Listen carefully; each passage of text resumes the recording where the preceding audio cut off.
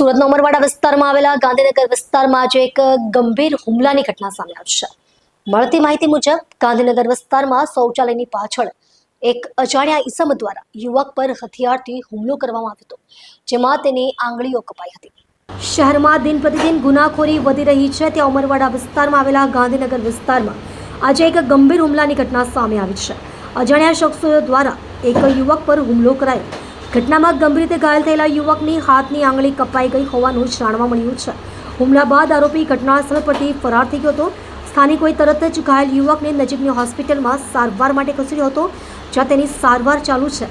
પોલીસને ઘટના અંગે જાણ કરાતા અધિકારીઓ ઘટના સ્થળે દોડી આવ્યા અને વધુ તપાસ શરૂ કરી છે। હુમલાનું ચોક્કસ કારણ હજી સુધી જાણી શકાયું નથી, જોકે પ્રાથમિક અનુમાનને કોઈ જાતિ દ્વેષ અથવા વ્યક્તિગત દુશ્મનાવટ હોવાની શક્યતા વ્યક્ત કરવામાં આવી રહી છે। પોલીસે વિસ્તારમાં સીસીટીવી ફૂટેજ જપ્ત કરી તપાસ તેજ કરી છે અને આરોપીની શોધખોળ શરૂ કરવામાં આવી છે।